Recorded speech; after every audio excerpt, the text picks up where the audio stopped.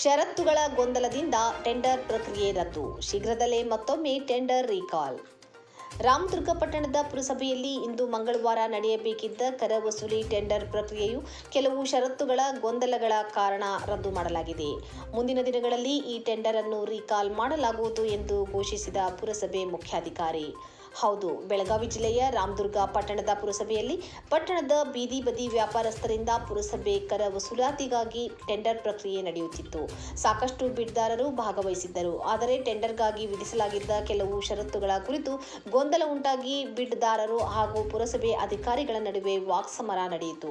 ಕೊನೆಗೆ ಟೆಂಡರ್ ಪ್ರಕ್ರಿಯೆಯನ್ನೇ ರದ್ದುಪಡಿಸಲಾಯಿತು. ಈ ಕುರಿತು ಪುರಸಭೆ ಮುಖ್ಯಾಧಿಕಾರಿ ಈರಣ್ಣ ಗುಡದಾರಿ ಮಾತನಾಡಿ, ಕರ ವಸೂಲಿಯ ಟೆಂಡರ್ನಲ್ಲಿನ ಕೆಲವು ಷರತ್ತುಗಳ ಗೊಂದಲದಿಂದ ಹಾಗೂ ಕಡಿಮೆ ಬಿಡ್ಗಳು ಬಂದಿರುವುದರಿಂದ ಇವತ್ತಿನ ಕರ ವಸೂಲಿ ಟೆಂಡರ್ ಪ್ರಕ್ರಿಯೆಯನ್ನು ರದ್ದುಗೊಳಿಸಿದ್ದೇವೆ.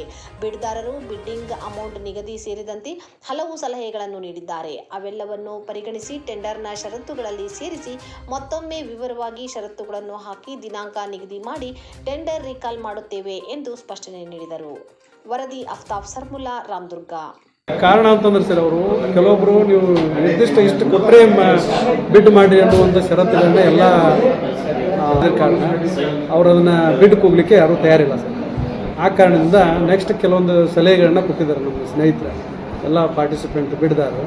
ಆ ಎಲ್ಲ ಟರ್ಮ್ಸ್ ಆ್ಯಂಡ್ ಕಂಡೀಷನ್ನು ಏನು ನಮ್ಮ ಸರ್ಕಾರಿ ಬಿಡ್ ಇರ್ತದೆ ಅವನ್ನೆಲ್ಲ ಸೇರಿಸಿ ಮತ್ತೊಮ್ಮೆ ಅವನ ವಿವರವಾಗಿ ಅವನ ಕಂಡೀಷನ್ಸ್ಗಳನ್ನ ಹಾಕಿ ಮತ್ತೊಮ್ಮೆ ದಿನಾಂಕ ನಿಗದಿಪಡಿಸಿ ಕಳಿಸಲಿಕ್ಕೆ ಎಲ್ಲರೂ ಸೂಚಿಸಿದ ಕಾರಣ ಆ ಪ್ರಕಾರ ಅದನ್ನು ಒಳ್ಳೆ ನಿಮ್ಮಿಂದ ಏನಾರು ಲೋಪದೋಷ? ನಮ್ಮಿಂದ ಏನೂ ಲೋಪ ಇಲ್ಲ ಸರ್. ಮತ್ತೆ ಯಾಕೆ ಇದನ್ನು ಇಷ್ಟೆಲ್ಲ ಲೋಪ ಇಲ್ಲ. ಅವ್ರು ಕೇಳ್ತಾ ಇರೋದು ನಿಮ್ಮ ಬಿಡ್ಡಿಂಗ್ ಎಷ್ಟೈತಿ ನೀವು ಮೆನ್ಷನ್ ಮಾಡಿರಿ ಅಂತಿದ್ದಾರೆ. ಯಾವತ್ತು ಯೂಶ್ವಲಿ ಏನು ಕಾರಣ ಇರ್ತದಂದರೆ ಹಿಂದಿನ ಆರ್ಥಿಕ ವರ್ಷದಲ್ಲಿ ಏನು ಟೆಂಡರ್ ಆಗಿರ್ತದೆ ಅದಕ್ಕಿಂತ ಹೆಚ್ಚಿಗೆ ನಾವು ಕೂಗಬೇಕಾಗ್ತದೆ. ಅದಕ್ಕಿಂತ ಹೆಚ್ಚಿಗೆ ಬಂದರೆ ನಾವು ಅದನ್ನು ಬಿಡ್ ಫೈನಲ್ ಮಾಡ್ತೀವಿ. ಬಟ್ ಅವ್ರು ಏನು ಹೇಳ್ತಾರೆ, ನೀವು ಅದನ್ನ ಕಂಡೀಷನ್ ಹಾಕೋದು ಬೇಡ, ನೀವು ಮೊತ್ತನೇ ಅಲ್ಲಿ ಸೇರಿಸ್ರಿ ಅಂತಾರೆ ಅವರು.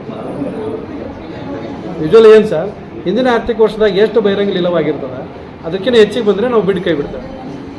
ಅವ್ರು ಅದನ್ನ ಮೊತ್ತನೇ ನೀವು ಕಾಣಿಸ್ರಿ ಅನ್ನೋದಕ್ಕೆ ಅವರು ಅದನ್ನು ಕೂಗಾಗ್ತಾರೆ. ನೋಟಿಫಿಕೇಶನ್ನಾಗ ನೀವು ಅದು ಮೆನ್ಷನ್ ಮಾಡಲಿಲ್ಲ ಸರ್? ಮೊತ್ತ ಮೆನ್ಷನ್ ಮಾಡಿದ್ದಿಲ್ಲ ಸರ್. ಕಾರಣ ಸರ್?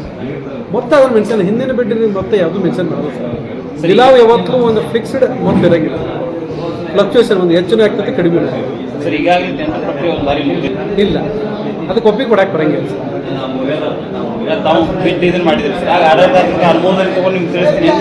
ಹೌದು, ಕಳೆದ ಒಂದು ಟೆಂಡರ್ ಪ್ರಕ್ರಿಯೆ ಅದಕ್ಕೇನು ಅನುಮೋದನೆ ಸಿಗಲಿಲ್ಲ. ಆಡಳಿತಾತ್ಮಕ ಅನುಮೋದನೆಕ್ಕಿಂತ ನಾವು ಸುಮಾರು 60% ಕಡಿಮೆ ಇದ್ದಿದ್ದಕ್ಕೆ ಅವತ್ತು ಹೇಳಿದ್ವಿ ನಾವು ಅನುಮೋದನೆ ಆಗೋದಿಲ್ಲ. ಕಳಿಸಿದ್ರಿ ನೀವು ಅನುಮೋದನೆ? ಹೌದು, ಕಳಿಸಿದ್ರೆ ನಾನೇ ತಗೊಂಡಿದ್ವಿ.